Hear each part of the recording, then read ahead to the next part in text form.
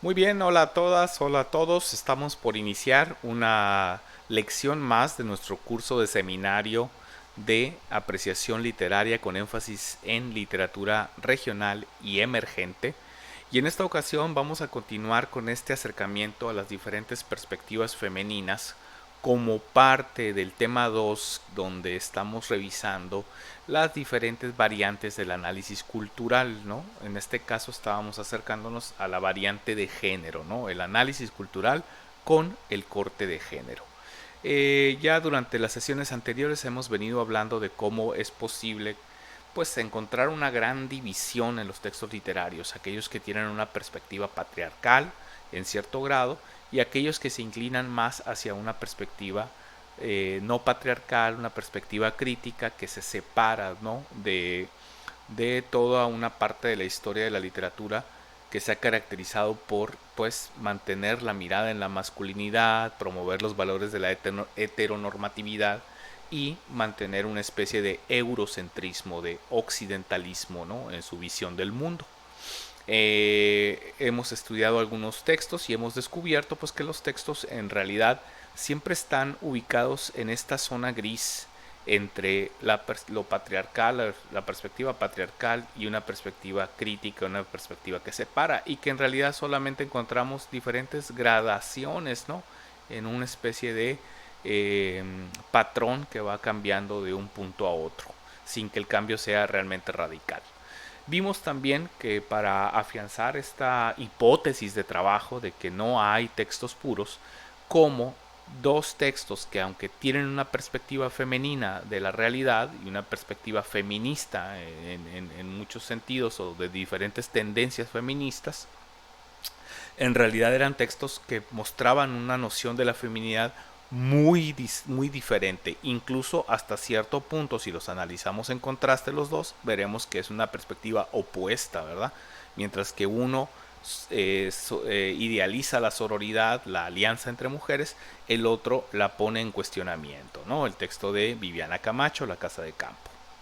Bueno, en esta ocasión vamos a seguir trabajando con esta propuesta de análisis y vamos a incorporar un tercer texto, ¿no? El cuento de Cristina Rascón, Familia Americana, que ya ustedes han leído, que ya conocen, y vamos a mantener el análisis a partir de estas seis variables a las que nos hemos estado acercando, seis indicadores distintos que nos van a permitir observar perspectivas de género en un texto literario, en un texto narrativo en este caso, ¿ok? La voz narrativa, los personajes, los símbolos que moviliza, algunas intertextualidades, formas particulares de describir ciertos comentarios dentro del texto y sobre todo la lógica de acciones, ¿no? Bueno, vayamos pues con el primero de estos puntos, el que tiene que ver con las voces, la representación de las voces a partir de el narrador.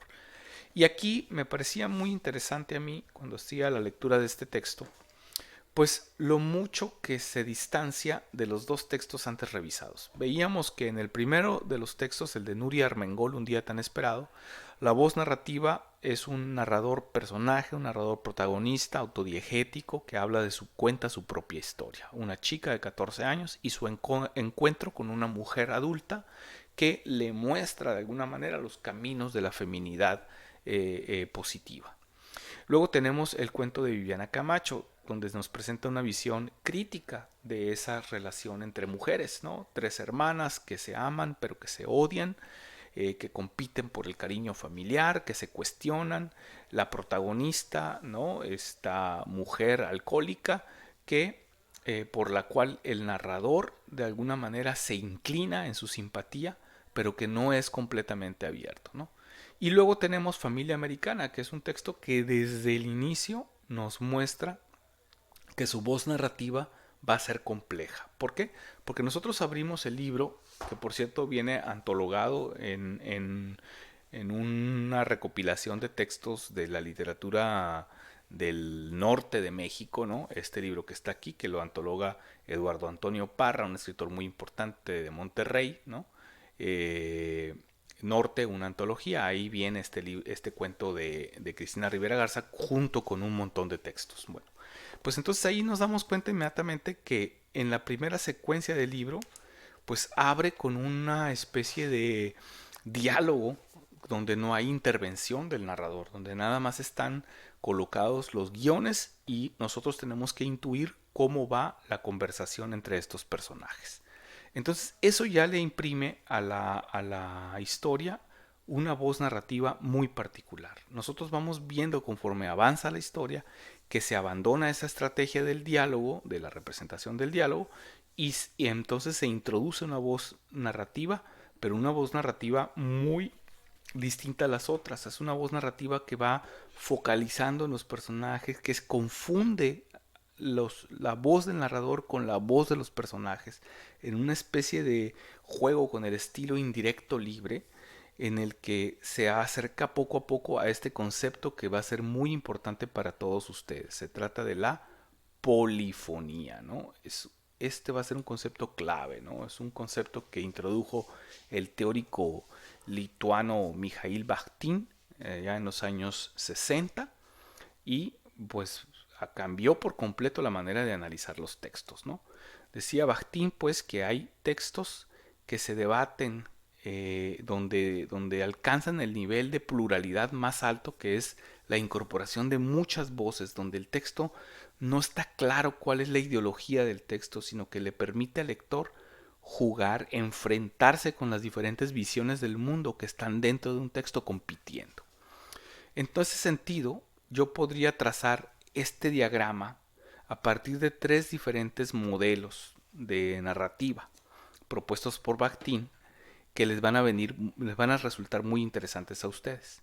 El primer texto, el texto de Nuria Armengol, sería un texto con una visión monológica, una visión donde de alguna manera el texto es una especie de monólogo ideológico.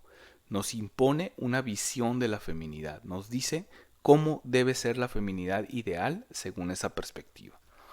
Luego tenemos un texto, el de Viviana Camacho, que estaría más cercano al concepto de lo dialógico que propone Bakhtin, y es porque nos muestra diferentes formas de feminidad en conflicto unas con otra, ¿ok?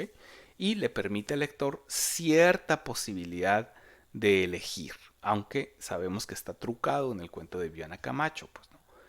En cambio, el último cuento, el de Cristina Rascón, ya llega acercándose a una visión polifónica de múltiples voces. Hay una pluralidad de perspectivas en ese texto. No sabemos exactamente quién está bien y quién está mal. Esto nos va a resultar más claro si nosotros nos acercamos al análisis de los personajes. Veamos los personajes de esta historia que son bien interesantes.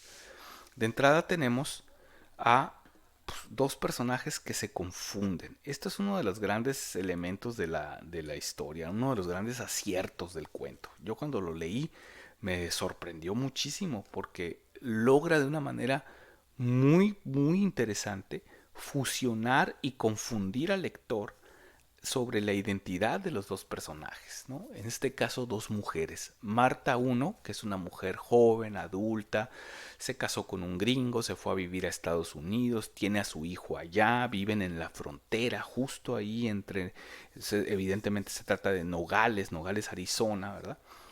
Esta ciudad pequeñita que vive en una constante tensión con su contraparte mexicana, Nogales, Sonora, ¿no? Dos ciudades o dos comunidades completamente distintas, pero totalmente unidas, ¿no? Que no se pueden separar.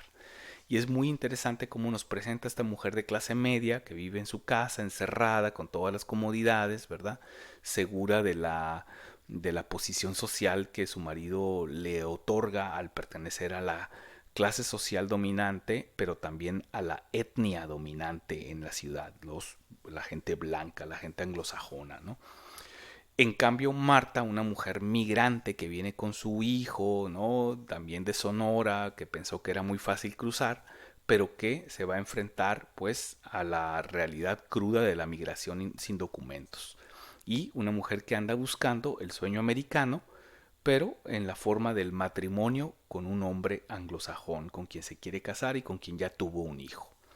Esta situación de los dos personajes, las dos madres de origen mexicano que están en el país extranjero, una que logró, ¿no?, cumplir el sueño americano, otra que va en busca de él, terminan confundidos los dos personajes. Y es muy interesante porque tienen perspectivas distintas, pues, ¿no? Hay una perspectiva de clase muy distinta, ¿no? La perspectiva de Marta uno pues es una perspectiva de quien sí tiene dinero, es una perspectiva de la clase acomodada.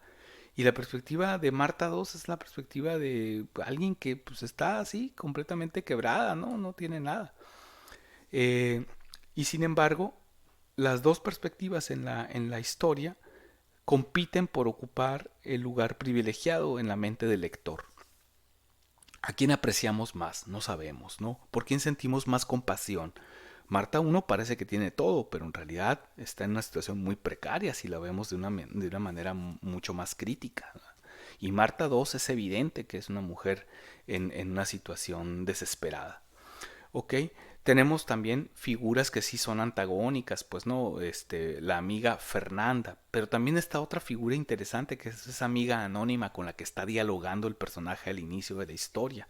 Es una mujer joven, adulta también, de clase media, que también parece estar integrada, asimilada a la sociedad norteamericana, pero que ella muestra una actitud abiertamente empática hacia los indocumentados y una sensación de conexión identitaria con México muy profunda. Marta 1 también tiene esa identidad mexicana muy dentro de ella. La vida en Estados Unidos, la vida del mundo anglo le resulta chocante, le resulta problemática. Y eso lo vemos muy claramente cuando se acerca a la familia de los Harold, la familia tradicional anglo, ¿no? Con este padre blanco condescendiente, que tiene autoridad, pero que mira de manera condescendiente a los indocumentados, cierta simpatía por Marta, pero sigue siendo la figura dominante, ¿no? La figura más antagónica de todas es la madre anglo-racista, una feminidad tradicional que compite con su nuera, que la humilla, que la sobaja, ¿no? Es todo lo contrario al modelo de sororidad que nos presentaba por acá Nuria Armengol en su cuento, y tampoco corresponde con la mirada de Mariela, por ejemplo, sino que más bien se acerca a esta mirada de Diana, la hermana menor, que representa la ausencia de sororidad también, ¿no? Hay una cierta conexión entre estos dos personajes. Y bueno, el marido de Marta uno, su esposo anglo, que parece no darse cuenta de nada, vive en la comodidad del privilegio, la posición del hombre colonizador, el hombre que tiene todo el poder, que tiene toda la autoridad y para quien la realidad ya está resuelta. ¿Ok? Esto es en cuanto a la organización de los personajes. Vayamos ahora a la introducción de algunos símbolos interesantes dentro del cuento. Luego, fácilmente, cuando uno se acerca a este cuento, empieza a identificar una pluralidad de signos, también algunos ambiguos, pero todos ellos muy interesantes. Por ejemplo, la presencia de la casa, del hogar, es un símbolo muy poderoso en esta historia, ¿no? Esta figura de la casa gringa, ¿no? Constantemente se hace referencia a eso por parte de todos los personajes. La casa, las casas gringas están desprotegidas, no tienen rejas, no tienen cercos como las casas mexicanas, ¿no? Y eso les da una sensación de indefensión tremenda, ¿no? Y al mismo tiempo, curiosamente, las casas gringas en este cuento y probablemente en la vida real están representadas de una manera hermética. Nada puede entrar a ellas. Entonces, si no hay rejas, si no hay protección, ¿por qué los indocumentados no entran a la casa? No les hacen daño. ¿Por qué si nada más los separa un cristal, por ejemplo, de una ventana? Imagínense esas casas bonitas con un ventanales muy grandes. ¿Por qué no simplemente romper el ventanal y entrar, pues, ¿no? Entonces, de alguna manera la casa los protege, están protegidos dentro de la casa. Y más adelante veremos una descripción donde más o menos sale esto, ¿no? Otro aspecto interesante de la casa muy simbólico es la presencia del jardín ya sin flores, sin matas. Parece que Marta ha dejado que el jardín se seque para que no vengan más indocumentados o porque los indocumentados después le destruyen, según ella, al principio de la historia, le destruyen el jardín. Entonces ya es una casa como que no logra ser la casa ideal, no consigue ese modelo de familia que anhelaba Marta, ¿no? Y eso es muy interesante porque aquí se nos ve, se nos representa una idea de la maternidad que está también de manera muy ambigua, curiosamente, ¿no? Se debate entre la salvación para las personas, porque casarse con un hombre anglosajón y tener un hijo de él puede representar la posibilidad de emigrar legalmente y cumplir el sueño americano, pero también se representa como una condena, ¿no? Para Marta II, tener un hijo con ese hombre anglo, quien le prometió casarse al cruzar la frontera, representa una especie de condena. Ella está en una situación muy desesperada, muy terrible de migrar con un hijo en los brazos, cruzar el desierto y todo esto. También para Marta, la presencia de su hijo, a quien tiene todo, quien le salió rubio, con ojos claros, quien habla inglés pero también español, le representa un motivo de preocupación constante. La frontera también es otro motivo simbólico dentro de la historia, esta frontera que está porosa pero que al mismo tiempo está protegida por el desierto, que es implacable, ¿no? Y la frontera que funciona como una especie de espejo en el que los dos países, las dos comunidades, las dos identidades se observan a sí mismas, se miran a sí mismas, ¿no? Siempre están en constante autodefinición. Y finalmente tenemos un símbolo también muy poderoso, un símbolo recurrente de la literatura occidental, el drama del doble, ¿no? El Doppelgänger. Eh, eh, Esta figura, ¿no? Que fue muy explorada en la literatura alemana, la idea de los personajes que se duplican y que se confrontan, se enfrentan a sí mismos. Entonces acá está este juego, ¿no? Del Doppelgänger en la frontera misma y el personaje desdoblado, Marta I y Marta II. Veamos ahora algunas citas que nos pueden ayudar a ir entendiendo más o menos cómo se materializan todos estos símbolos y cómo se materializa este juego de voces. Va a ser imposible cubrir todo el texto, pero acá tenemos unos ejemplos interesantes. Veamos, por ejemplo, el primero, que tiene que ver con los miedos internos de Marta. La situación de indefensión de la mujer que, a pesar de que lo tiene todo, ya cumplió el sueño americano, ya se casó con un hombre blanco, ya está integrada a la familia de los Harold, ya tiene un hijo que es más blanco que mexicano, y de todos modos tiene miedo. Su miedo proviene de otra parte. Dice, Marta tiene miedo de lo que pasa allá afuera. Tiene miedo de que su hijo algún día tenga que caminar por ese outdoors, de que los others le ataquen o invadan su arquitectura, su lenguaje blindado, su mundo de adentro. Fíjense qué interesante, ¿no? Símbolos como este, ¿no? El lenguaje blindado, la imposibilidad de que, como el niño ya habla inglés, está más allá de toda discriminación, ¿no? Está más allá de toda puesta en duda de su identidad. Que invadan su arquitectura, como si todo estuviera cuidadosamente construido, perfecto, impoluto, ya diseñado, ¿no es cierto? Y muy interesante la introducción de estos términos en inglés como una representación del registro fronterizo del personaje. Estos son detalles importantísimos en la construcción de esta historia, porque no nos impone un narrador que esté distanciado de los personajes, sino que la voz de los personajes se incorpora al lenguaje del narrador. Luego acá tenemos un diálogo, ¿no? Y este es un diálogo muy interesante porque es donde el juego del doble se vuelve más fuerte. Es Marta I quien está hablando, dice, estoy adentro, está platicando por teléfono con Fernanda, su amiga, que está viéndola desde afuera en su camioneta. Estoy adentro, pero si te estoy viendo allá afuera, de camisa roja, no soy yo, es la otra Marta. ¿Cómo que la otra Marta? Marta cuelga. Marta observa a Marta. ¿Cómo se llamará el niño de afuera? Y esto es muy interesante porque aquí es el preciso momento donde los dos personajes terminan completamente fusionados. ¿Qué Marta es? ¿Qué Marta observa a qué Marta? ¿Quién es el niño de afuera? ¿El niño rubio en la casa elegante con aire acondicionado? ¿O el niño que va, ya lo están metiendo a una patrulla? No podemos saberlo. ¿Quién está prisionero? ¿Quién está más prisionero? ¿Los de adentro de la casa rica o los de afuera que vienen huyendo de la pobreza y de la necesidad? Es un mensaje tremendo que le deja el autor del texto, el autor implícito, le deja al lector la misión de interpretarlo. Entonces, estamos ante un texto interesante, profundo, ¿no es cierto? Bueno, la lógica de acciones, ya para ir terminando el análisis, pues nos queda muy claro que se distancia por completo de los otros cuentos. Mientras que en el cuento de Nuria Armengol lo que tenemos es un proceso de autodescubrimiento, ¿no es cierto? Donde la niña descubre pues una feminidad que la empodera, y lo cual es un detalle muy interesante del texto, lo vuelve un cuento muy interesante.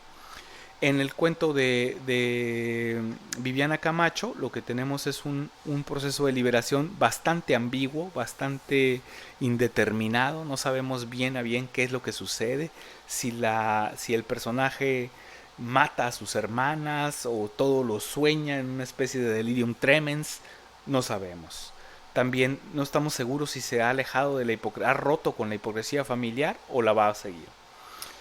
Finalmente acá en el cuento que estamos estudiando este día, tenemos acá un proceso de encuentro indeseado, un encuentro entre dos realidades, dos mundos que chocan, que no se estaban buscando, pero que a partir de ese encuentro lleno de miedo, lleno de desconfianza, surge una empatía muy profunda, muy fuerte.